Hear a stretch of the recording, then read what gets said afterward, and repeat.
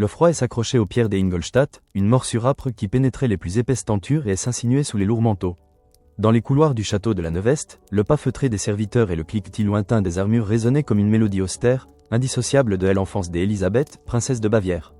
Née en l'an de grâce 1370 et 5, elle portait déjà en elle le poids d'un destin qui se dessinait bien au-delà des brumes bavaroises. Ses jeunes années furent tissées de silence et d'attente. Les murs de son alcôve, ornés de scènes de chasse et de chevalerie, semblaient exhaler une histoire ancienne, celle de sa lignée, des Wittelsbach, puissants mais toujours en quête des alliances plus prestigieuses. Chaque matin, la lumière pâle de l'aube filtrait à travers les vitraux armoriés, éclairant les parquets cirés et les coffres en chêne où dormaient les trésors de sa modeste dot. Isabeau, comme on l'appellerait plus tard, elle n'était pas une enfant insouciante. Son éducation était une préparation minutieuse, presque une consécration. Les leçons de latin, de français, cette langue de cour qu'elle devait maîtriser à la perfection, de broderie fine, de musique, et des subtilités complexes de l'étiquette nobiliaire et s'empilaient comme les tomes poussiéreux dans la petite bibliothèque de son précepteur.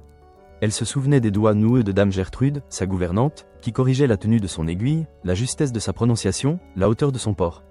Une reine se doit d'être irréprochable, ma petite princesse, murmurait-elle, la voix rocailleuse, empreinte d'une sagesse ancestrale. Isabeau, du haut de ses 10 ans, comprenait sans pleinement saisir. Elle s'exerçait à la patience, à l'écoute, à l'observation silencieuse, des qualités qui lui seraient essentielles. Les heures passaient, rythmées par le chant des oiseaux dans la cour intérieure et le tintement des cloches de l'église Sainte-Marie. Elle apprenait les généalogies, les alliances, les trahisons, dessinant sur des parchemins grossiers les armoiries des maisons royales, celle de France en particulier, un lion d'or sur fond azur, et les fleurs de lys, emblème d'une grandeur qu'elle ne pouvait qu'imaginer.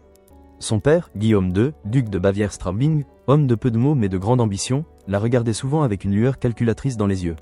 Il voyait en elle non pas seulement sa fille, mais un pion stratégique sur l'échiquier européen. Son oncle, Étienne III de Bavière-Ingolstadt, plus exubérant, lui contait parfois des histoires de la cour de France, de ses fêtes somptueuses et de ses chevaliers légendaires. Ces récits, miroitant comme des mirages dans l'austérité bavaroise, éveillaient en elle une curiosité mêlée des appréhensions. Le destin tracé était clair, elle épouserait le jeune roi de France, Charles VI. Une alliance de sang, de pouvoir. Elle serait reine, et l'innocence de l'enfance se résignait, et s'habillait de velours et de fourrure, et se préparait, sans encore mesurer l'ampleur du rôle qui elle attendait. Le parfum du cèdre et de la cire des abeilles emplissait les pièces où elle étudiait, un mélange doux amer qui, plus tard, lui rappellerait ses années de formation, suspendues entre le devoir et le rêve. Les années s'écoulèrent, et le printemps de l'an de grâce 1385 apporta avec lui l'heure du départ. La Bavière s'éloigna dans le sillage de la caravane royale. Le voyage fut long, traversant des paysages changeants, des forêts sombres aux plaines ouvertes. Isabeau, désormais âgée de 14 ans, observait le monde défiler derrière les rideaux de son chariot, le cœur battant d'un mélange d'excitation et de nervosité. Le français de ses leçons prenait vie dans les murmures des écuyers et les ordres des capitaines. Elle arrivée en France fut une explosion de couleurs et de sons. Oubliée, la rigueur des châteaux germaniques. La cour française, rassemblée à Amiens pour la rencontrer, était un spectacle éblouissant. Le faste était partout. Les bannières flottant au vent, les trompettes claironnantes, les chevaux caparaçonnés de velours et d'or. Les robes des dames étaient des jardins mouvants, les pourpoints des hommes brodés d'argent et de pierreries. L'air était saturé de parfums capiteux, de l'odeur du cuir neuf, de l'encens et des épices exotiques. C'était un tourbillon d'intrigues et de festivités, où le luxe ostentatoire masquait à peine les luttes de pouvoir latentes. Isabeau, vêtue d'une robe d'apparat, le visage dissimulé sous un voile timide, se sentait à la fois émerveillé et accablé par cette grandeur inouïe. Puis vint la rencontre avec le jeune roi, Charles VI. Il l'attendait, entouré de sa suite, dans la grande salle du palais épiscopal d'Amiens. Isabeau se rappellerait toujours de cet instant, comme une image gravée au vif dans sa mémoire. Il était jeune, à peine plus âgé qu'elle, avec des cheveux blonds bouclés qui encadraient un visage au trait fin, empreint d'une certaine douceur. Ses yeux, d'un bleu profond, pétillaient d'une curiosité presque enfantine. Il la regarda avec une bienveillance qui apaisa son cœur anxieux. Elle s'inclina, le protocole dictant chaque mouvement, chaque respiration. Il la releva avec un sourire, et sa main, chaude et ferme, effleura la sienne. Un frisson parcourut le bras d'Isabeau. Elle sentit, dans ce contact fugace, une promesse de tendresse, une étincelle qui pourrait allumer l'affection qu'elle espérait tant. Le mariage fut célébré sans délai, quelques jours plus tard, dans la cathédrale d'Amiens. Les voûtes gothiques résonnaient des chants latins et des acclamations de la foule. La robe d'Isabeau, brodée de fils d'or et de perles, pesait lourdement sur ses épaules, mais elle se sentait légère, presque en apesanteur. Elle était désormais reine de France. Les banquets qui suivirent furent gargantuesques, les tables croulaient sous les mets les plus raffinés, les vins coulaient à flots, et les troubadours chantaient les louanges du jeune couple. Isabeau s'efforçait de sourire, de répondre au salut, de naviguer dans cette nouvelle cour où chaque personnalité semblait plus influente et complexe que la précédente.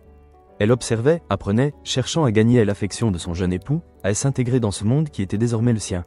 Les années qui suivirent furent une période de grâce, un interlude lumineux avant que les ombres ne s'allongent sur le royaume. De 1386 à 1390, Isabeau consolida sa position de reine par ce qui était alors le devoir le plus sacré d'une souveraine, assurer la lignée royale. La naissance de ses enfants fut une source immense de satisfaction maternelle et de légitimité grandissante. Dès abord Charles, le dauphin, en 1386, puis Isabelle l'année suivante, puis Jean en 1388, et enfin Louis en 1389. Chaque naissance était célébrée avec faste, chaque nouveau-né, un gage de stabilité pour la couronne, un ancrage plus profond pour Isabeau dans le sol français. Elle s'imprégna des coutumes françaises, apprenant à apprécier la légèreté de l'esprit gaulois, la vivacité des conversations, la richesse de la culture. Elle se familiarisa avec les cercles de pouvoir, discernant les nuances des alliances et des rivalités. Elle développa son propre réseau d'influence, s'entourant de dames de compagnie loyales et de conseillers avisés. La cour, sous le signe de la jeunesse de Charles et des Isabeau, était à l'apogée de sa vitalité. Les fêtes s'enchaînaient, plus somptueuses les unes que les autres. Les tournois de chevalerie attiraient les plus nobles seigneurs, les banquets étaient des symphonies de saveurs et de musique. Le palais Saint-Paul, résidence préférée du couple royal, résonnait des rires et des chants, des pas de danse et des conversations animées. Isabeau, épanouie, prenait plaisir à organiser ses divertissements, à choisir les étoffes chatoyantes pour ses robes, à parer ses cheveux de perles et de voiles transparents. Elle se sentait enfin à sa place, reine légitime, mère comblée. Il y avait une certaine insouciance dans LR, une sensation que cette période d'espoir dynastique et de prospérité durerait éternellement. Mais sous la surface scintillante des fêtes et des apparences, les premières fissures, imperceptibles, commençaient à se former. L'ombre des menaces latentes planait, légère, mais bien réelle, prête à s'allonger sur le royaume. L'année 1392 marqua la fin brutale de cette parenthèse enchantée. L'été était torride, l'air de Paris pesant et lourd. La cour, toujours avide de nouveautés et de divertissements, s'apprêtait à célébrer le mariage d'une demoiselle des honneurs de la reine, Catherine de Flandre. Pour l'occasion, le roi Charles VI, dans un élan de fantaisie, avait imaginé un bal des ardents.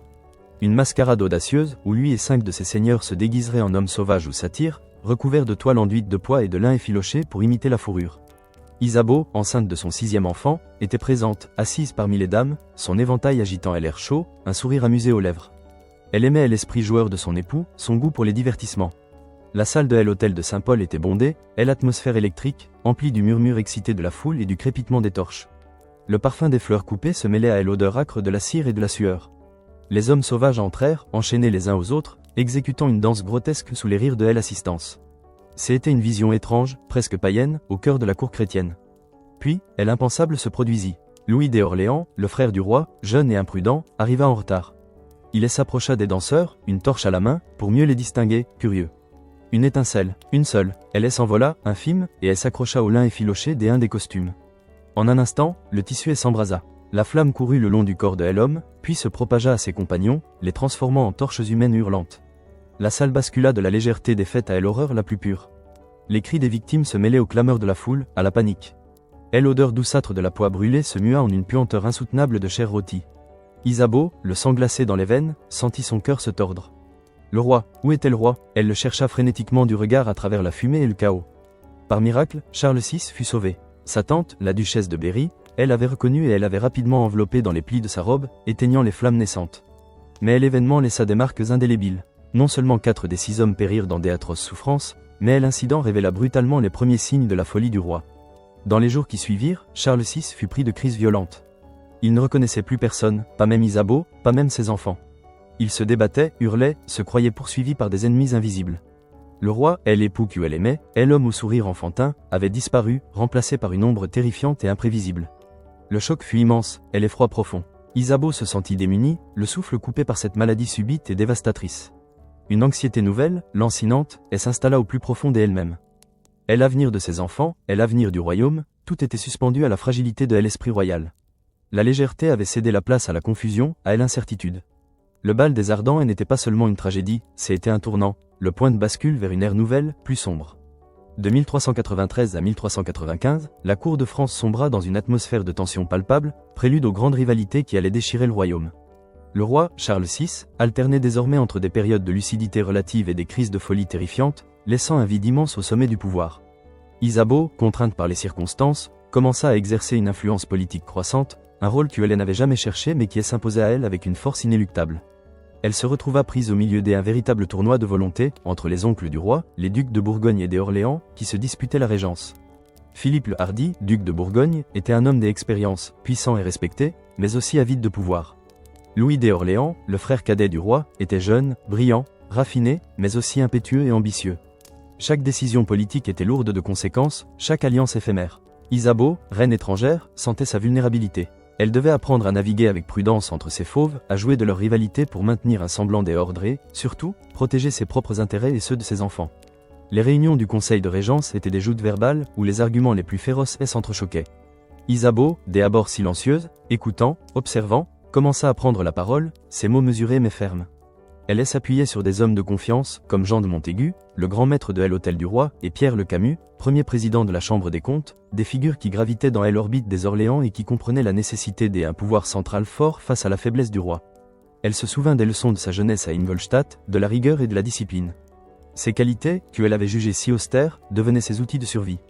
Elle apprit à dissimuler ses émotions, à feindre l'indifférence, à lire entre les lignes des discours flatteurs et des promesses creuses. Sa détermination était forcée, née de la nécessité. Elle n'avait pas le luxe de la faiblesse. Ses enfants, le dauphin Charles en particulier, dépendaient d'elle pour leur avenir, pour leur droit au trône. La proximité avec Louis d'Orléans, dès abord une alliance politique dictée par la nécessité, commença à prendre une tournure plus personnelle. Il était le seul à comprendre la charge qui pesait sur elle, la solitude de son rôle. Il était cultivé, charmant, et son esprit vif contrastait avec la maladie de son époux. Leur conversation se faisait plus longue, plus intime. Dans les jardins du palais Saint-Paul, à l'abri des regards indiscrets mais sous l'œil attentif des courtisans, ils échangeaient des mots, des regards, qui n'échappaient pas aux observateurs. C'était le début d'une stratégie complexe de survie politique, mais aussi le germe d'une relation qui allait devenir le centre de toutes les rumeurs et de toutes les accusations. Isabeau, consciente des dangers, se sentait pourtant attirée par cette force, cette intelligence qui lui faisait face. Elle était une reine étrangère, mais elle était aussi une femme. Et dans ce monde hostile et impitoyable, elle cherchait, sans le formuler, un soutien, une affection, une compréhension qui lui était cruellement refusée ailleurs. Les années s'étiraient, lourdes des absences du roi et de l'écho de ses crises, ces moments où son esprit s'échappait dans des limbes inconnus, laissant derrière lui une cour en suspens. De 1396 à 1399, le vide laissé par la maladie de Charles VI fut une invitation ouverte aux ambitions. Louis d'Orléans, le frère du roi, beau, charismatique, d'une intelligence acérée, s'y engouffra avec une audace grandissante. Il affirmait sa position, non plus seulement comme conseiller, mais comme régent de fait, une ombre royale prenant corps dans l'intermittence de la lumière.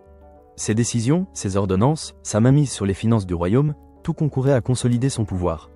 Cette ascension ne passait pas inaperçue, et chaque geste des Orléans était scruté, analysé, puis rapporté à Philippe le Hardi, duc de Bourgogne, et l'oncle du roi. Le vieux duc, figure tutélaire de la royauté, ne pouvait tolérer cette audace.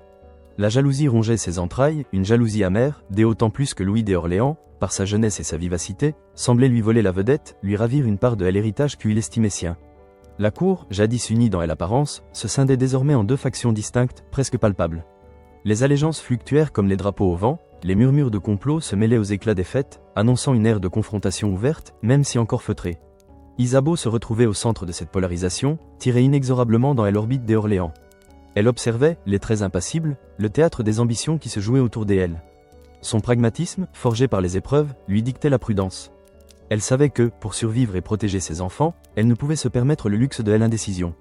Il fallait choisir son camp, ou, plus subtilement encore, manœuvrer entre eux, comme une barque légère entre deux puissants courants, pour préserver son influence chèrement acquise. Louis d'Orléans était son allié naturel, le seul à pouvoir contrebalancer le poids des Bourguignons. Leurs échanges, des abords purement politiques, avaient pris une tournure plus intime, une connexion intellectuelle et émotionnelle qui allait au-delà des stratégies de pouvoir. Il la comprenait, la respectait, et dans ses yeux, elle voyait non pas la reine, mais la femme. Les salles du palais Saint-Paul, où les tapisseries aux scènes de chasse et de cour dissimulaient mal les courants des airs et les écoutes indiscrètes, devinrent le théâtre de ces nouvelles dynamiques. Le parfum des cierges et de la cire se mêlait aux odeurs plus vives des repas partagés, aux effluves des corps en mouvement. Isabeau, assise à la table du conseil, ses mains fines posées sur le bois poli, sentait le poids des regards sur elle. Chaque mot qu'elle prononçait, chaque silence qu'elle observait, était disséqué, interprété. Les ducs de Bourgogne et d'Orléans se lançaient des piques voilées, des allusions acerbes, sous le couvert de l'étiquette. Philippe le Hardi, avec sa prestance imposante, ses robes sombres et ses bijoux discrets mais coûteux, dégageait une autorité que Louis d'Orléans, plus léger dans son allure, plus flamboyant dans ses parures, s'ingéniait à défier par son esprit vif et sa répartie cinglante. Isabeau, elle, se drapait dans une dignité froide, ses yeux d'un bleu profond balayant l'assemblée, cherchant à déceler les trahisons latentes, les opportunités secrètes. Elle avait appris que la cour était un échiquier où les pions pouvaient devenir reines, et les rois, des figures impuissantes. Sa position était précaire, mais sa volonté, inébranlable. Elle voyait la cour se diviser, les familles se déchirer, les fidélités se monnayer. Et elle se préparait, dans le silence de son cœur, à la tempête qui s'annonçait. L'année 1404 apporta avec elle un changement de garde brutal, un basculement qui allait intensifier le conflit latent. Le vieux Philippe le Hardi, duc de Bourgogne, dont la puissance et l'expérience avaient maintenu un certain équilibre fût-il précaire à la cour, rendit son dernier soupir. Sa mort fut un signal, un coup de tonnerre dans le ciel déjà chargé de Paris. L'héritier, Jean sans peur, son fils, montait sur le trône ducal. Jean était d'une trempe différente de son père. Plus jeune, plus impétueux, plus agressif, il ne possédait pas la patience calculatrice de Philippe, ni son sens de la diplomatie. Il était un homme d'action, de décision et de vengeance. Son ascension à la tête du duché de Bourgogne ne marqua pas seulement un changement de personne, mais une nouvelle énergie, plus impitoyable, qui s'injecta dans la politique royale. La rivalité avec Louis d'Orléans, déjà vive, se transforma en une lutte sans merci pour le pouvoir, une confrontation directe où les gants étaient jetés et où la violence latente menaçait de déborder à tout moment. Isabeau perçut immédiatement la gravité de ce changement. Elle avait observé Jean sans peur depuis des années, notant son regard froid, sa détermination farouche, son absence de scrupules. Il était un adversaire plus dangereux, moins prévisible que son père. Sa vigilance s'accrut, ses sens en alerte. Elle sentait la menace grandir, une pression nouvelle s'exercer sur elle et sur la cour. Il lui faudrait ajuster ses stratégies, devenir plus rusée, plus audacieuse, pour faire face à ce nouveau joueur sur l'échiquier. Les jours qui suivirent la nouvelle de la mort du duc Philippe furent empreints d'une atmosphère étrange. Le deuil officiel, avec ses tentures noires et ses lamentations rituelles, masquait mal une tension sous-jacente, presque électrique. Les courtisans chuchotaient dans les recoins des galeries, leurs regards se croisant avec suspicion. Les partisans des Orléans affichaient une confiance nouvelle, tandis que ceux de Bourgogne serraient les rangs, leurs visages marqués par une détermination sombre. Jean sans peur arriva à Paris, entouré de sa suite, ses armoiries frappées du lion et des fleurs de lys bourguignonnes, plus ostentatoires que jamais. Son entrée fut moins celle d'un duc en deuil que celle d'un prétendant au pouvoir, un défi lancé à quiconque oserait se mettre en travers de son chemin. Isabeau, dans ses appartements du palais Saint-Paul, sentait le vent tourner. Elle se tenait souvent à la fenêtre, observant la Seine en contrebas, ses eaux sombres reflétant le ciel de Paris. Elle pensait à ses enfants, à leur avenir incertain, à la fragilité de la couronne. La folie du roi, loin de s'atténuer, continuait de plonger le royaume dans l'abîme de l'incertitude. Elle savait que Jean sans peur ne reculerait devant rien pour écarter Louis d'Orléans, et par extension, elle-même. La partie était loin d'être gagnée, et elle sentait, au fond d'elle, une froide détermination se renforcer. De 1404 à 1405, les querelles financières, jadis dissimulées sous le tapis de la cour, éclatèrent au grand jour, exacerbant les tensions et alimentant le mécontentement populaire. Les caisses du royaume étaient vides, vidées par les crises du roi, les dépenses somptueuses des princes et les lourdes taxes qui écrasaient le peuple. Chaque faction accusait l'autre de dilapider les fonds royaux, de s'enrichir sur le dos des miséreux. Louis d'Orléans, avec son goût pour le faste, les bijoux, les manuscrits enluminés et les châteaux grandioses, étaient une cible facile. Ces constructions extravagantes, comme le somptueux hôtel de Bohême, étaient perçues comme une insulte à la misère grandissante de Paris. Jean sans peur, quant à lui, bien que tout aussi avide de richesse, se posait en défenseur de la vertu, dénonçant avec virulence la corruption de son rival. Cette atmosphère de crise économique et sociale était un terreau fertile pour la révolte et la critique. Le luxe indécent des princes contrastait violemment avec la misère du peuple, dont les plaintes montaient jusqu'au mur du palais. Isabeau ressentait cette inquiétude profonde pour l'état du royaume. Les rapports de ses espions, les murmures des serviteurs, les scènes de pauvreté qu'elle apercevait parfois à travers les vitres de son carrosse, tout lui rappelait la fragilité de l'équilibre. Elle se sentait frustrée, impuissante à maintenir l'ordre et la justice. Prise au piège des ambitions rivales et de l'égoïsme des puissants, elle voyait le royaume se fissurer, les fondations mêmes de la monarchie s'effriter. Elle entendait les rumeurs, les pamphlets qui circulaient sous le manteau, dénonçant la corruption et l'injustice, et parfois, la reine elle-même. Les rues de Paris, des habitudes animées par le commerce et les artisans, résonnaient désormais des plaintes des mendiants, des cris des marchands ruinés, et des sermons enflammés des prédicateurs qui fustigeaient les mœurs décadentes de la cour. La famine menaçait, les maladies se propageaient. Le contraste entre les banquets somptueux du palais Saint-Paul, où les viandes rôties et les vins fins coulaient à flots, et la faim qui tenaillait le ventre des Parisiens, était criant. Isabeau, au milieu de ce tourbillon, se sentait étrangère, malgré ses efforts. Elle était la reine, mais son pouvoir réel était dilué par la folie de son époux et la rapacité des ducs. Elle passait des heures dans le cabinet du roi, tentant de lire les rapports, de comprendre les chiffres, de trouver des solutions. Mais chaque tentative se heurtait à un mur d'indifférence ou d'opposition. Louis d'Orléans la rassurait, lui expliquait les subtilités de la politique, la complexité des alliances. Sa voix, douce et persuasive, était un baume dans cette atmosphère empoisonnée. Mais même lui, elle le savait, elle n'était pas exempt de reproches. La couronne était une proie, et chacun cherchait à en dévorer sa part. Dans l'année 1405, alors que le royaume s'enfonçait dans la crise, Isabeau tenta, à plusieurs reprises, de jouer un rôle de médiatrice, de tisser les fils brisés de l'unité. Elle cherchait désespérément à préserver la paix, à protéger la position de ses enfants, héritiers légitimes d'une couronne vacillante. Elle organisait des rencontres, des banquets de réconciliation, des assemblées où elle espérait que la raison l'emporterait sur la passion. Dans la grande salle du palais, sous les lustres étincelants, elle réunissait les deux ducs, Jean sans peur et Louis d'Orléans. La table était dressée avec faste, les mets les plus délicats étaient servis, les musiciens jouaient des mélodies apaisantes. Isabeau, paré de ses plus beaux atours, son visage dissimulant la fatigue morale, tentait de créer une atmosphère de concorde. Elle parlait avec une éloquence mesurée, rappelant leur devoir envers le roi, envers la France, envers Dieu. Elle évoquait la menace anglaise, la nécessité de l'unité face à l'ennemi extérieur. Mais ses efforts se heurtaient à l'entêtement inébranlable des princes. Leurs regards se croisaient avec une hostilité mal dissimulée, leurs sourires étaient forcés, leurs paroles empreintes d'une courtoisie glaciale qui ne trompait personne. Les négociations secrètes dans les alcôves sombres du palais, où les ombres dansaient sur les murs, et n'aboutissaient à rien. Chaque tentative de compromis était rejetée, chaque concession perçue comme un signe de faiblesse. Jean sans peur, dans son armure de fer et de fierté, restait inflexible, ses yeux perçants ne quittant jamais Louis d'Orléans, qu'il considérait comme la source de tous les maux. Louis, quant à lui, affichait une arrogance nouvelle, une confiance en lui qui irritait son rival au plus haut point. Isabeau évoluait dans un véritable labyrinthe diplomatique, où la confiance était une denrée rare et précieuse. Elle se sentait épuisée par ses joutes verbales, par ses démonstrations de force et ses provocations publiques. La lassitude, elle envahissait, une lassitude profonde face à l'égoïsme et à l'aveuglement de ces hommes qui refusaient toute concession, préférant la destruction mutuelle à la paix. Elle voyait la guerre civile se profiler à l'horizon, une ombre grandissante qui menaçait d'engloutir tout ce qu'elle avait bâti, tout ce qu'elle avait protégé. Dans les jardins du palais Saint-Paul, où les roses de Damas exhalaient leur parfum enivrant, Isabeau marchait parfois seule, ses pensées tourbillonnant. Elle était la reine, mais elle était aussi une femme, une mère, et elle portait le poids de son royaume sur ses épaules frêles. Elle se sentait impuissante face à cette folie des hommes, à cette soif de pouvoir qui les consumait. Pourtant, elle ne pouvait céder au désespoir. Sa détermination à éviter le pire, à empêcher la France de sombrer dans le chaos, restait intacte, même si elle se savait seule, au fond, à mener ce combat. Malgré les tentatives de médiation, malgré les dangers qui pesaient sur la cour, l'intimité entre Isabeau et Louis d'Orléans devint de plus en plus manifeste aux yeux de tous, durant cette même année 1405. Ce n'était plus seulement une alliance politique, une entente forcée par les circonstances. C'était une connexion profonde, un soutien mutuel qui se traduisait par des regards prolongés, des gestes discrets mais éloquents, des conversations à voix basse qui duraient des heures, à l'abri des regards directs mais sous l'œil attentif et malveillant des courtisans. Dans l'atmosphère de suspicion et de commérage qui régnait à la cour, chaque interaction était scrutée, interprétée, déformée. Les relations personnelles se transformaient en armes politiques, et l'affection, réelle ou supposée, entre la reine et le frère du roi, devint une munition précieuse pour les ennemis des Isabeau, en particulier la faction bourguignonne. Jean sans peur, assoiffé de pouvoir et désireux de discréditer son rival, saisit cette opportunité avec une avidité féroce.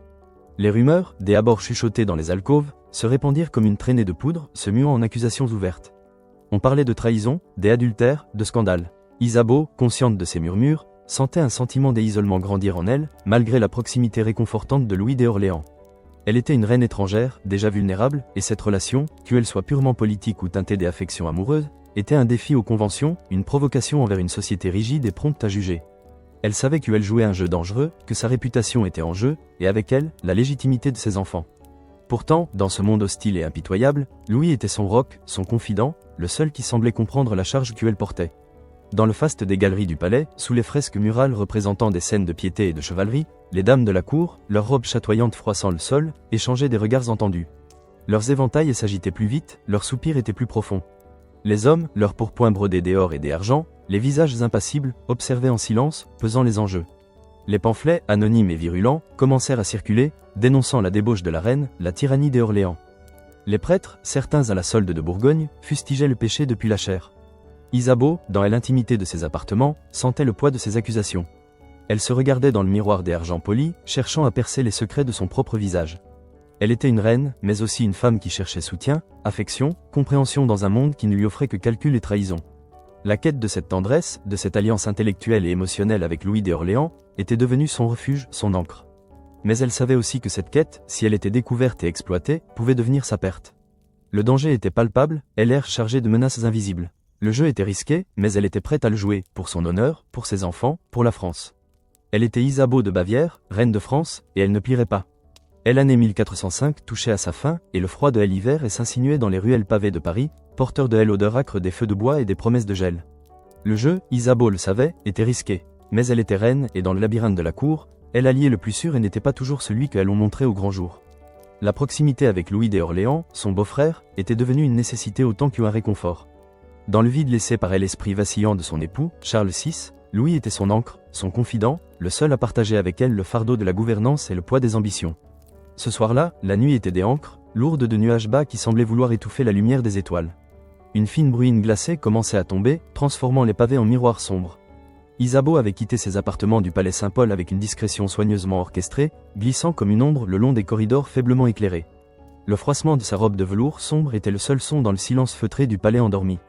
Ses dames de compagnie les plus loyales avaient veillé à ce que personne ne la voie, à ce que les gardes soient opportunément distraits. Le parfum de rose musquée qu'elle portait habituellement était remplacé par une odeur plus neutre, celle du linge propre et de la cire des abeilles, pour ne laisser aucune trace olfactive. Elle arriva aux appartements de Louis d'Orléans, situés dans une aile voisine, mais suffisamment éloignée pour garantir une certaine intimité. La porte, lourde de chaînes sculptées, s'ouvrit sans un bruit sur le signal convenu. La chaleur douce de la pièce, elle enveloppa, un contraste bienvenu avec l'humidité glaciale de l'aile extérieure. L'air était saturé de l'odeur du vin chaud épicé, du parchemin ancien et d'un léger parfum d'encens, les arômes familiers des cabinets des études de Louis. Elle attendait, debout près de la cheminée où crépitait un feu ardent, les flammes dansant sur son visage au très fin. Ses yeux, d'un bleu profond, s'illuminèrent en la voyant, et un sourire sincère, sans l'ombre des calculs de la cour, éclaira son visage. Leur conversation s'étirait souvent tard dans la nuit, abordant les affaires du royaume, les stratégies à adopter face aux Bourguignons et l'éducation de leurs enfants. Mais ce soir-là, il y avait aussi cette tendresse non dite, cette compréhension mutuelle qui dépassait la simple alliance politique. Ils parlaient des livres qu'ils lisaient, des poètes qu'ils admiraient, des rêves qu'ils osaient encore caresser malgré la dureté des temps. Louis, avec son esprit vif et sa culture raffinée, était le seul à pouvoir la sortir de la solitude écrasante de son rôle. Dans le silence complice de la pièce, le monde extérieur, avec ses menaces et ses jugements, semblait s'estomper. Mais le monde extérieur, lui, veillait. Jean sans peur, avec ses espions et ses informateurs disséminés dans chaque recoin du palais, avait patiemment tissé sa toile. Il savait que l'intimité entre la reine et son rival était une arme puissante, un levier qu'il pouvait utiliser pour les discréditer tous les deux. L'incident était orchestré avec une précision machiavélique. Soudain, un bruit sec, métallique, résonna dans le corridor. Isabeau, son cœur s'emballant, leva la tête, les yeux écarquillés. Louis, le sourire figé, tendit l'oreille, son visage s'assombrissant. La porte, qu'il pensait sécurisée, s'ouvrit brusquement, non pas avec la douceur des serviteurs, mais avec la violence d'une irruption. L'air glacé de la nuit se précipita dans la pièce, portant avec lui l'odeur du fer et de la sueur. Des hommes armés, leurs visages masqués par des capuchons sombres, se précipitèrent à l'intérieur. Leurs pas lourds résonnèrent sur le parquet, brisant la sérénité du moment. À leur tête, un homme au visage découvert, aux traits durs et au regard perçant, que la reine reconnut avec effroi, un des capitaines de Jean sans peur, un certain Sire de Croix. Sa présence ne laissait aucun doute sur l'identité du commanditaire. Isabeau sentit la colère monter en elle, brûlante, chassant l'effroi initial. L'humiliation était profonde, une morsure acide qui lui tordait les entrailles. Elle se sentit piégée, exposée, comme une bête traquée. Louis d'Orléans, des abords stupéfaits, réagit avec une dignité glaciale. Il s'interposa légèrement devant Isabeau, ses mains se serrant en poing, son regard défiant les intrus. Que signifie cette intrusion ? Tonna Louis, sa voix portant l'autorité d'un prince du sang. Qui vous a donné l'ordre de violer ainsi l'intimité des appartements royaux ? Sire de Croix, un sourire narquois étirant ses lèvres fines, s'inclina avec une fausse déférence. Monseigneur, nous agissons pour le bien du royaume, sous l'autorité de Monseigneur le duc de Bourgogne. De graves rumeurs circulent, et Sa Majesté la Reine son regard se posa sur Isabeau, lourd de sous-entendus, de jugement. Sa Majesté se trouve dans un lieu où elle ne devrait pas être. Le sang des Isabeau ne fit qu'un tour. Elle sentit ses joues s'empourprer sous l'affront. C'était une machination, une basse manœuvre politique orchestrée pour la discréditer, pour briser son alliance avec Louis. Elle était une reine étrangère, et cette vulnérabilité était désormais exploitée sans vergogne. Elle se redressa, sa posture altière, son regard défiant l'insolence de l'homme. Vous osez porter atteinte à l'honneur de la reine de France ? Lança-t-elle d'une voix claire, malgré le tremblement intérieur. Sachez que le duc de Bourgogne lui-même aura à rendre des comptes pour cette insulte. Le capitaine haussa les épaules, indifférent à sa menace. Le mal était fait. Leur présence, la surprise, les témoins, tout était là pour alimenter la rumeur, pour transformer cette rencontre en un scandale retentissant. Isabeau sentit son cœur se gonfler d'une rage impuissante. Elle était une victime d'une tentative de discrédit, d'une guerre politique menée sur le terrain de son honneur. Mais elle ne fléchirait pas. Une détermination froide, implacable, se renforça en elle. Elle afficha une façade de dignité, de résilience, refusant de donner à ses ennemis la satisfaction de l'avoir brisée. Elle sortit des appartements de Louis, la tête haute, ses gardes du corps, alertés par le tumulte, la rejoignant avec des visages inquiets. Le silence qui suivit son passage dans les corridors était plus assourdissant que les cris des hommes. La nouvelle, elle le savait, allait se répandre comme une traînée de poudre, portée par le vent glacé de la nuit. Dans les jours et les semaines qui suivirent, de la fin de l'année 1405 au début de 1406, le scandale éclata avec une violence inouïe. La cour et le peuple de Paris furent profondément divisés, polarisés par l'événement de la nuit. Les murmures se transformèrent en clameurs, les chuchotements en accusations ouvertes. Et l'honneur de la reine, bafoué sur la place publique, devint le sujet de toutes les conversations, de toutes les diatribes. Les partisans de Jean sans peur, avec une efficacité redoutable, lancèrent une campagne de dénigrement féroce. Des pamphlets anonymes, rédigés dans un langage fleuri et virulent, circulèrent sous le manteau, dénonçant la luxure de la reine, son adultère avec Louis d'Orléans, et elle accusant de dilapider les richesses du royaume avec son amant. Ces écrits, souvent illustrés de gravures grossières et injurieuses, étaient placardés sur les portes des églises, distribués sur les marchés, lus à voix haute dans les tavernes. L'odeur de l'encre fraîche et du papier bon marché se mêlait à l'indignation du peuple. Certains condamnèrent ouvertement la reine, leur indignation teintée de moralisme puritain. Les prêtres, certains à la solde de Bourgogne, montaient en chaire pour fustiger le péché, la décadence de la cour et la perte des valeurs chrétiennes. Leurs sermons résonnaient dans les nefs des églises, amplifiant la controverse et attisant la ferveur populaire contre Isabeau. On la comparait à la reine Brunehaut, à Hérodiade, à toutes les figures féminines de l'histoire jugées débauchées et dangereuses. Mais des autres la défendirent avec ferveur, surtout les partisans des Orléans et ceux qui, plus cyniques, rejetaient les accusations comme de pures manœuvres politiques. Ils dénonçaient l'hypocrisie des Bourguignons, rappelant les mœurs souvent légères des princes de l'époque, y compris celles de Jean sans peur lui-même. La cour était en ébullition, un véritable champ de bataille verbale où les opinions s'affrontaient violemment, sapant davantage l'autorité royale, déjà fragilisée par la folie de Charles VI. Isabeau, cloîtrée dans ses appartements du palais Saint-Paul, ressentait l'injustice criante de la situation. Chaque rapport de ses dames de compagnie, chaque fragment de conversation intercepté, chaque pamphlet glissé sous sa porte était une piqûre, une blessure à son honneur. Elle était la reine de France, la mère du dauphin, et son nom était traîné dans la boue pour des raisons purement politiques. La frustration était immense, et l'impuissance de contrôler le récit et de défendre son honneur la rongeait. Elle se sentait prise au piège dans un filet de mensonges et de calomnies. Elle passait des heures devant la tapisserie de sa chambre, les doigts serrés sur les fils de soie, ses yeux fixant les scènes de chasse où les bêtes étaient traquées. Elle se voyait en ces animaux, pourchassés par des chasseurs sans pitié. Son sentiment d'isolement était profond. Même Charles, dans ses rares moments de lucidité, semblait distant, son esprit trop fragile pour saisir l'ampleur de l'affront. Pourtant, au lieu de la briser, cette épreuve renforça sa détermination. La colère se mua en une froide résolution. Elle n'était pas une femme faible, prête à se laisser abattre. Elle avait survécu à la rigueur bavaroise, à l'éclat aveuglant de la cour de France, à la folie de son époux. Elle survivrait à cela aussi. Il fallait se durcir, apprendre à ignorer les injures, à transformer l'humiliation en force. Pour ses enfants, pour la lignée, elle devait se montrer inébranlable. Elle était consciente d'être un pion sacrifié sur l'échiquier, mais elle refuserait d'être une reine déchue. Elle allait riposter, à sa manière, avec la ruse et la patience qui lui étaient propres. Le jeu était devenu plus dangereux, les enjeux plus élevés, mais Isabeau de Bavière était prête à relever le défi. Malgré l'onde de choc du scandale qui secouait Paris et la cour entière, Louis d'Orléans, loin de se cacher ou de faire profil bas, afficha une confiance et une arrogance accrues durant l'année 1406. Sa réaction fut un défi ouvert lancé à Jean sans peur, une provocation flamboyante qui ne fit que exacerber les tensions. Il semblait se délecter de l'indignation qu'il suscitait, comme un acteur sur une scène, jouant son rôle avec une audace presque suicidaire. Ses dépenses somptueuses, déjà proverbiales, atteignirent des sommets. Il commanda de nouvelles parures, plus extravagantes, des bijoux étincelants, des manuscrits enluminés d'une richesse inouïe. Ses banquets étaient plus fastueux que jamais, ses réceptions plus bruyantes, ses cortèges dans les rues de Paris plus ostentatoires. Il faisait construire de nouvelles résidences, des hôtels particuliers dont l'architecture audacieuse et le luxe insolent irritaient la population déjà miséreuse et exaspéraient encore plus le duc de Bourgogne.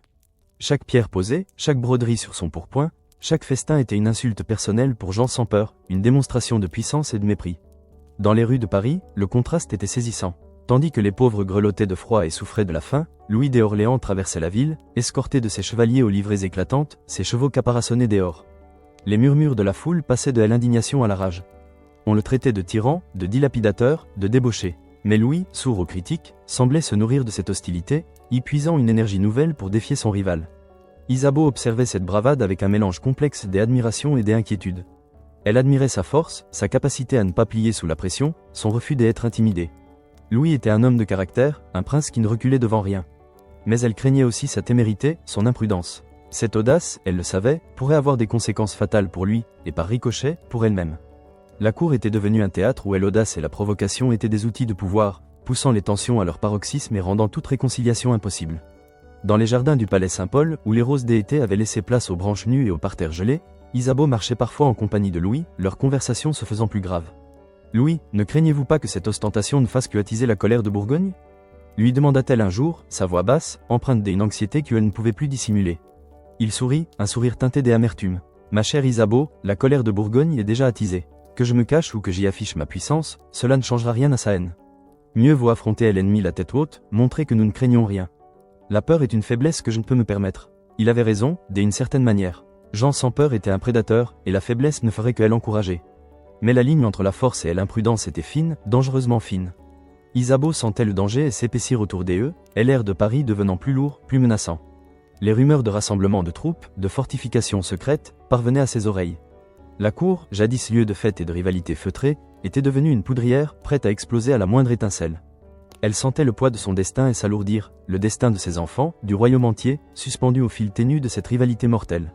De 1406 à 1407, la rivalité entre Orléans et Bourgogne atteignit un point de non-retour, transformant Paris en un camp retranché de factions rivales.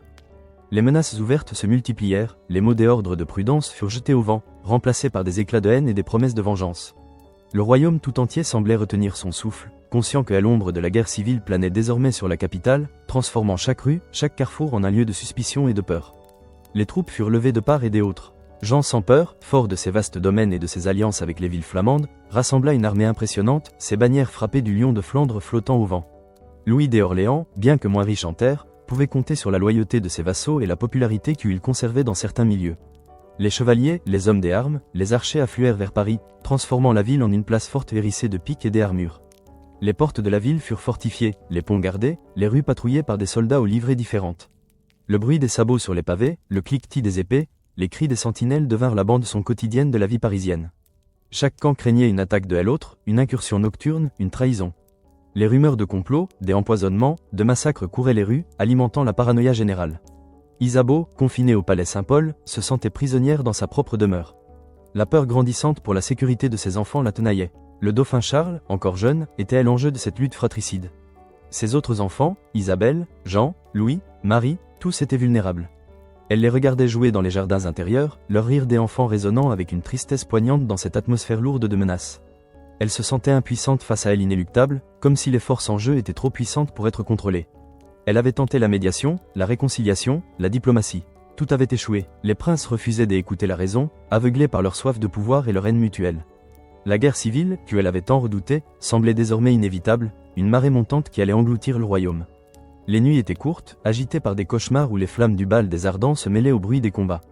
Elle se levait souvent pour aller à la fenêtre, observant les ombres mouvantes dans la cour, écoutant le vent qui gémissait à travers les créneaux. Chaque bruit inattendu la faisait sursauter. Elle tentait désespérément de protéger sa famille au milieu de cette poudrière, de trouver un refuge, une échappatoire. Mais il n'y qu'en avait pas. La royauté était leur prison, et le trône, leur tombeau potentiel. Elle s'entretenait longuement avec Jean de Montaigu, le grand maître de l'hôtel du roi, un homme loyal et sage, qui partageait ses inquiétudes. Le royaume est au bord du précipice, madame, lui dit-il un jour, son visage grave. Les passions sont trop fortes, la haine trop profonde. Seul un miracle pourrait empêcher le désastre. Isabeau, les yeux fixés sur le lointain, sentait que les miracles étaient rares en ces temps sombres. Elle ne pouvait que se préparer au pire et prier pour la survie de ceux qu'elle aimait. La tension était palpable, un fil tendu au-dessus de elle abîme, et elle sentait qu'il était sur le point de rompre. Le 23 novembre de l'année 1407, le fil se rompit. La nuit était tombée sur Paris, froide et pluvieuse, enveloppant la ville d'un voile de mélancolie et de mystère. Les rues étaient glissantes, les torches vacillaient dans le vent, projetant des ombres dansantes sur les murs humides.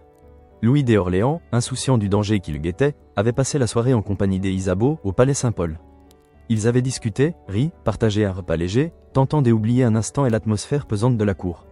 Vers 8 heures du soir, une estafette arriva, portant un message urgent de Charles VI, qui se trouvait alors à l'hôtel de Nesle, de l'autre côté de la ville. Le roi, dans un rare moment de lucidité, demandait à voir son frère sans délai. Louis, toujours dévoué à son aîné, accepta de s'y rendre immédiatement. Il embrassa Isabeau sur le front, un geste tendre et familier, lui promettant de revenir bientôt. Il monta à cheval, accompagné de quelques écuyers et pages, ses pas résonnant sur les pavés détrempés. Son petit cortège s'engagea dans la sombre rue Vieille du Temple, une ruelle étroite et sinueuse, bordée de hautes maisons aux fenêtres closes. L'odeur de la boue et de la fumée de bois emplissait l'air. Le bruit des chevaux et des quelques lanternes brisait le silence de la nuit. Soudain, des hommes surgirent de l'ombre, une douzaine au moins, leurs visages dissimulés, leurs épées tirées. Ils se jetèrent sur le petit groupe avec une violence inouïe. Les cris des écuyers, le hennissement des chevaux, le choc des aciers résonnèrent dans la nuit. Louis d'Orléans, pris au dépourvu, n'eut pas le temps de tirer son arme. Il fut désarçonné, projeté à terre. Les agresseurs se précipitèrent sur lui, le frappant à coups d'épée et de hache. Le sang, noir dans l'obscurité, macula les pavés. Les pages, terrorisés, s'enfuirent en hurlant, mais le mal était fait. Louis d'Orléans, duc d'Orléans, frère du roi de France, gisait mort dans la boue, son corps mutilé, son sang se mêlant à la pluie. L'assassinat fut brutal, impitoyable, commandité par Jean sans peur lui-même, qui avait patiemment attendu son heure. La trahison et la barbarie s'abattaient sur la capitale, laissant une cicatrice indélébile dans l'histoire de France. La nouvelle parvint à Isabeau quelques instants plus tard, portée par les cris des pages en sanglots. Le choc fut profond, une déflagration qui la laissa anéantie. Louis mort, son allié, son confident, est l'homme qui lui avait apporté soutien et compréhension dans ce monde hostile. La douleur fut immense, une morsure au cœur qui lui coupa le souffle.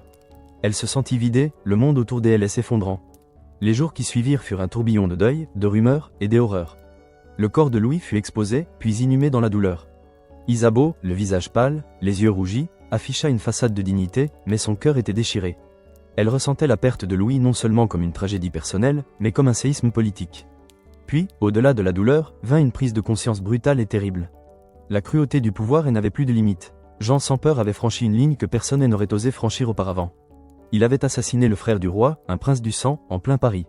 Cet acte de violence politique ouvrait une nouvelle ère de guerre civile, de vengeance, où toutes les règles étaient brisées. Isabeau comprit alors que pour survivre dans ce monde impitoyable, il fallait se durcir, devenir plus froide, plus calculatrice. La tendresse et l'affection étaient des luxes qu'elle ne pouvait plus se permettre. Elle devait protéger ses enfants, coûte que coûte, même si cela signifiait s'allier avec ses ennemis, même si cela impliquait des choix déchirants.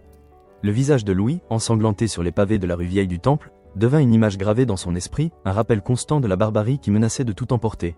La France était désormais un champ de bataille, et Isabeau de Bavière, reine de France, allait devoir y jouer sa propre survie.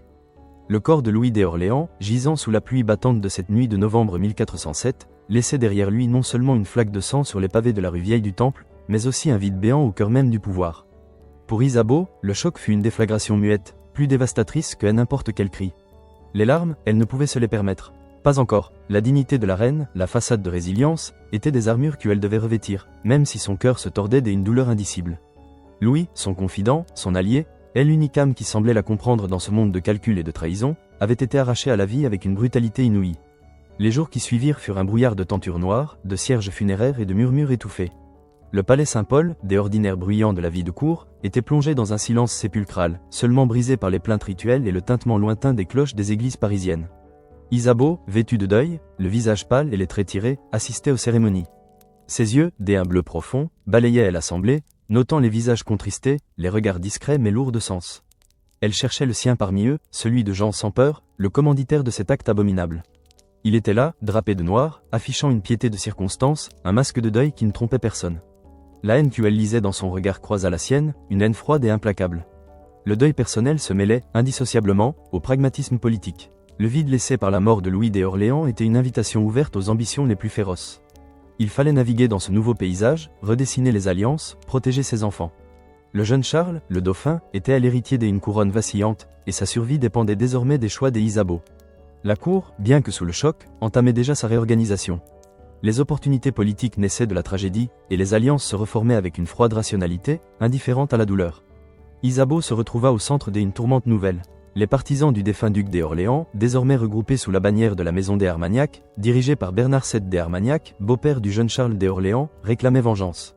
Face à eux, le parti de Bourgogne, plus fort que jamais, imposait sa loi par la terreur. Isabeau oscillait entre ces deux pôles, consciente que tout faux pas pourrait être fatal. Sa résilience forcée était son seul bouclier, sa détermination farouche à protéger sa descendance, son unique boussole. Elle se souvenait des leçons de son enfance bavaroise, de la nécessité de la survie, du prix du pouvoir. Dans l'intimité de ses appartements, le parfum des cierges se mêlait à l'odeur âpre de l'encre et du parchemin. Elle étudiait les cartes du royaume, les registres des impôts, les listes des vassaux, cherchant à comprendre l'équilibre des forces. Elle recevait secrètement des émissaires des deux camps, écoutant leurs propositions, leurs menaces voilées. Chaque mot était pesé, chaque silence interprété. Elle devait se montrer forte, inébranlable, même si son cœur était un champ de ruines. Le fantôme de Louis d'Orléans planait dans les alcôves du palais, un rappel constant de la cruauté du pouvoir et de la fragilité de la vie. Les années s'étirèrent, sombres et sanglantes. De 1410 à 1414, la France sombra dans une guerre civile féroce, une spirale de violence qui menaçait de déchirer le royaume. La faction armagnac, animée par une soif inextinguible de vengeance, se leva contre Jean sans peur. Bernard VII des Armagnac, un homme rude et implacable, prit la tête du parti, transformant une querelle princière en un conflit national. Les villes étaient prises et reprises, les campagnes ravagées par les pillages et les incendies. Les paysans fuyaient leurs terres, cherchant refuge derrière les murs des cités, mais même là, la violence était quotidienne, sapant les fondations même du royaume. Isabeau, au milieu de ce chaos, tenta désespérément de jouer un rôle d'équilibre. Elle organisait des conférences de paix, des trêves éphémères, des négociations qui, invariablement, échouaient face à l'entêtement des princes. Elle se retrouvait prise au piège des conflits armés, son autorité de reine diluée par la folie de son époux et la rapacité des factions. Le palais Saint-Paul, jadis le théâtre de fêtes somptueuses, était devenu un lieu de réunion tendue, de stratégies désespérées. Les couloirs résonnaient des bruits de bottes des soldats, des discussions fiévreuses des conseillers. Et l'épuisement moral et physique la rongeait. Les nuits étaient courtes et agitées, peuplées des images de destruction, de visages ensanglantés. Le désespoir face à la destruction progressive du royaume était immense. Elle voyait la France, qu'elle avait appris à aimer, sombrer dans l'abîme. Ses enfants grandissaient au milieu de la guerre, leurs jeux d'enfants interrompus par le bruit des trompettes annonçant une nouvelle bataille, une nouvelle défaite. Elle se sentait prise au milieu d'un conflit insoluble qui menaçait de tout emporter, une tempête qu'elle ne pouvait calmer. Le dauphin Charles, le futur Charles VII, était encore un jeune homme, à peine sorti de l'enfance, et il portait déjà le poids du royaume sur ses épaules. Isabeau tentait de le préparer à son rôle, de lui enseigner les subtilités de la politique, la nécessité de la ruse et de la force. Mais comment un enfant pouvait-il comprendre la haine qui déchirait sa famille, son pays ? Elle ressentait une profonde solitude, une lassitude immense. Les parfums des jardins, les mélodies des troubadours, tout ce qui avait fait le charme de sa jeunesse à la cour de France, semblait s'être évanoui, remplacé par l'odeur de la poudre et du sang. Elle se rappelait les paroles de son père, Guillaume II, et l'importance des alliances dynastiques. Mais que valaient les alliances quand le royaume lui-même était en train de se déliter ? Elle se sentait étrangère, malgré toutes ces années passées en France, malgré tous ses efforts. Elle était la reine, mais son pouvoir était une illusion, une façade derrière laquelle se cachaient la faiblesse et le désespoir. Elle marchait dans les galeries du palais, ses robes de soie bruissant doucement, ses mains serrées l'une contre l'autre, les yeux fixés sur les tapisseries qui représentaient des scènes de paix et de prospérité, des images d'un temps révolu. Elle se rendait parfois à Notre-Dame, ses prières murmurées dans l'ombre des piliers gothiques. Elle priait pour la paix, pour ses enfants, pour la France. Mais les réponses semblaient lointaines, les cieux sourds à ses supplications. La guerre civile était une bête insatiable, et elle continuait de dévorer le royaume, morceau par morceau. Isabeau, épuisé, mais toujours debout, refusait de plier. La survie de sa lignée était son unique obsession, la force qui la maintenait en vie. Puis vint l'année 1417, et avec elle, une menace encore plus grande. Elle avancée anglaise, longtemps reléguée au second plan par les querelles intestines, se fit pressante, inexorable. Henri V, le jeune et ambitieux roi d'Angleterre, débarqua en France, ses troupes bien entraînées et déterminées. La guerre de 100 ans, qui avait semblé s'éteindre, se rallumait avec une fureur nouvelle, menaçant de balayer la France tout entière. Face à cette double menace et l'ennemi extérieur et les conflits internes qui déchiraient le royaume, Isabeau fut contrainte de prendre des décisions extrêmes, des choix qui allaient marquer l'histoire et son propre destin d'une tâche indélébile. Elle s'allia temporairement avec Jean sans peur, l'assassin de Louis d'Orléans, l'homme qui elle haïssait le plus au monde. C'était une alliance contre nature, une capitulation de son cœur face à la froide rationalité politique. Elle le fit pour la survie du royaume, pour la protection de ce qui restait de la monarchie, pour ses enfants. Du moins, c'est ce qu'elle se répétait. La cour de France était alors divisée entre deux capitales. Le dauphin Charles, fuyant Paris, s'était réfugié à Bourges, entouré de ses partisans armagnacs. Paris, sous l'influence bourguignonne, était le siège des Isabeau et de Jean sans peur. Les négociations avec les Anglais étaient inévitables, une douloureuse nécessité. Isabeau, avec une lucidité glaciale, comprit qu'il n'y avait plus d'issue, plus de compromis possible. Elle joua un rôle clé dans la négociation du traité de Troyes, un acte qui allait la faire passer à la postérité comme une traîtresse, mais qu'elle percevait comme le seul moyen d'éviter l'anéantissement total. Les discussions furent longues, ardues, tendues. Dans les salles du château de Troyes, l'air était lourd des enjeux, des ambitions, des désespoirs. Les émissaires anglais, vêtus de leurs lourdes étoffes de laine, leurs visages impassibles, énonçaient leurs exigences avec une fermeté inébranlable. Jean sans peur, opportuniste et calculateur, cherchait à tirer son épingle du jeu, à consolider son propre pouvoir. Et Isabeau, assise à la table des négociations, son visage dissimulant un déchirement intérieur, écoutait, pesait, calculait. Le traité, signé en 1420, fut une humiliation nationale. Il stipulait que Charles VI, toujours roi mais incapable de gouverner, reconnaîtrait Henri V comme son héritier et régent de France. Le dauphin Charles, son propre fils, était déshérité, déclaré illégitime, exclu de la succession au trône de France. Le royaume se réunit sous la couronne anglaise à la mort de Charles VI. C'était une trahison perçue, un sacrifice personnel pour ce qu'elle croyait être le bien supérieur, la seule issue possible face à une situation désespérée. Mais le prix était immense. La plume qu'elle tenait, lourde et ornée, tremblait légèrement en signant le document qui scellait le destin de son fils. Elle sentit une douleur aiguë, un pincement au cœur, comme si elle reniait une partie d'elle-même. Les liens du sang, les légitimités dynastiques, tout était balayé par la survie de la monarchie, par la stabilité illusoire que promettait ce traité. Elle regarda Jean sans peur, son regard froid et calculateur, et elle comprit la profondeur de l'abîme dans lequel elle s'était jetée. Dans les jours qui suivirent la signature, Isabeau se sentit vidée, son âme épuisée. Elle avait pris la décision la plus controversée de son règne, une décision qui allait la condamner aux yeux de l'histoire. Mais elle était persuadée d'y avoir agi pour le bien de la France, pour éviter une destruction encore plus grande.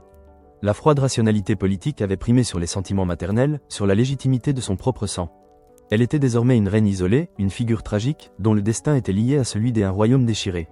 Elle se sentait comme une pierre tombale, figée dans le temps, portant le poids de sa décision. La solitude était son fardeau, le silence, son unique compagnon. Les années qui suivirent le traité de Troyes furent celles d'un lent effacement pour Isabeau. De 1422 à 1435, elle perdit progressivement son influence politique, reléguée à une existence de plus en plus obscure à Paris. La mort de Charles VI, son époux, en 1422, fut un événement lourd de symboles. Le roi fou, le roi bien-aimé, s'éteignait, laissant derrière lui une France déchirée et un trône revendiqué par deux rois, Henri VI d'Angleterre, enfant, et son propre fils, le dauphin Charles. Isabeau, désormais veuve, vit son rôle se réduire à celui d'une observatrice impuissante. Elle résidait principalement à l'hôtel Saint-Paul, le palais qui avait été le théâtre de sa jeunesse, de ses joies, de ses douleurs, et désormais de son isolement. Les murs, jadis résonnants de rire et de musique, étaient devenus silencieux, chargés de souvenirs et de regrets. Les courtisans, jadis si nombreux à la flatter, se firent rares, car le pouvoir avait changé de main. Les Anglais régnaient sur Paris, et la reine déchue n'était plus qu'une figure encombrante, une relique du passé. Elle regardait par les fenêtres, observant la vie parisienne qui continuait, malgré la présence des troupes anglaises, malgré la guerre. Les rues étaient plus calmes, le commerce moins florissant, mais la vie s'accrochait, têtue. Elle voyait passer les cortèges anglais, les bannières du léopard flottant au vent, et son cœur se serrait. Elle avait sacrifié son fils pour cette paix illusoire, pour cette occupation étrangère. Le dauphin Charles, qu'elle avait renié, était désormais le roi de Bourges, le roi des Français qui refusait de plier. Et l'image de Jeanne d'Arc, la pucelle des Orléans, parvint jusqu'à elle, portée par les rumeurs et les récits de voyage. Une jeune paysanne, guidée par des voix divines, avait redonné espoir au parti français, conduit le dauphin à se faire sacrer à Reims. Isabeau, dans son isolement, ne pouvait que méditer sur cette ironie du destin. Une simple bergère avait accompli ce que des années de politique et de manigance n'avaient pu faire. Le royaume se relevait, non pas par le traité qu'elle avait signé, mais par la foi et la détermination d'une jeune fille. Le dauphin Charles VII, son fils, celui qu'elle avait déshérité, reconquérait son royaume, ville après ville, province après province. Chaque victoire française était une piqûre pour Isabeau, un rappel de sa propre décision, de son propre sacrifice. Elle observait de loin, impuissante, le destin de ses enfants se jouer sans elle.